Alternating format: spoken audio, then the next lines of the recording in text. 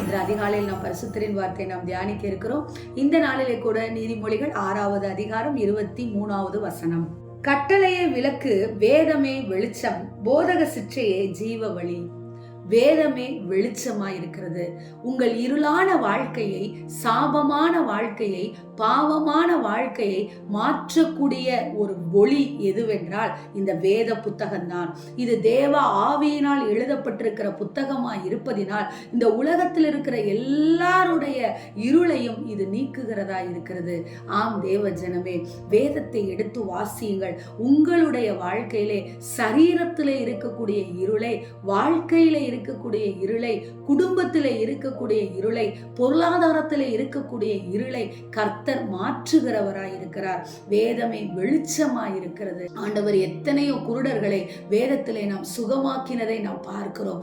ஆம் தேவ ஜனமே, அந்த சுகமாக்கின தேவன் இதோ அவர்களை கண்களை திறந்திருக்கிறார். எனவே இந்த நாளிலே நம்முடைய ஆவிக்குரிய கண்கள் திறக்க வேண்டுமானால் உலகத்தின் காரியங்களையே பார்த்து கொண்டு, இதோ உலகத்தினுடைய இன்பங்களையே அனுபவித்துக் கொண்டு இதுதான் என் வாழ்க்கை என்று சொல்லி உங்கள் வாழ்க்கையை முடித்து விடுகிறவர்களாய் நீங்கள் மாறாதபடிக்கு ஆவிக்குரிய கண்களை திறந்து, எனக்கு மரித்ததற்கு பின்பாறு ஒரு வாழ்க்கை இருக்கிறது, அதுவே நித்திய வாழ்க்கை என்று சொல்லி விசுவாசிக்க இந்த வேதத்தை திறந்து படியுங்கள்.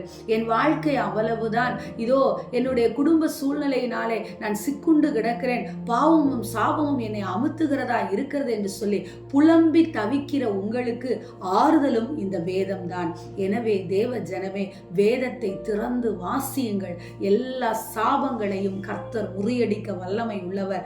வியாதிகளை சுகமாக்க வல்லமை உள்ளவர். உங்கள் வாழ்க்கையில் இருக்கிற எல்லா இருளும் வெளிச்சமாக மாறும். ஆமென், ஸ்தோத்திரம். தாவே, இந்த நாளிலே நீர் சொன்ன வார்த்தையின் பிரகாரமாக வேதமே வெளிச்சம் என்று சொல்லி ஆண்டவரே நாங்கள் விசுவாசிக்கிறோம் அப்பா.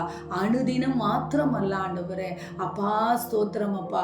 ஒவ்வொரு நிமிஷமும் உம்மை வேத வசனத்தை நாங்கள் தியானித்து அதன்படியாய் நடந்து இருளான காரியங்களில் இருந்து வெளிச்சத்தின் பாதையிலே நாங்கள் நடக்குகிறவர்களாக, இருளின் கிரியைகள் எங்களை ஆண்டு கொள்ளாதபடிக்கு அப்பா நீர் எங்களை ஆண்டு கொள்ளும்படியாக நாங்கள் இந்த வேளையிலே ஜெபிக்கிறோம் ஆண்டவரே.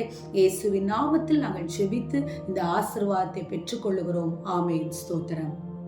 Praise the Lord. ஹல்லேலூயா.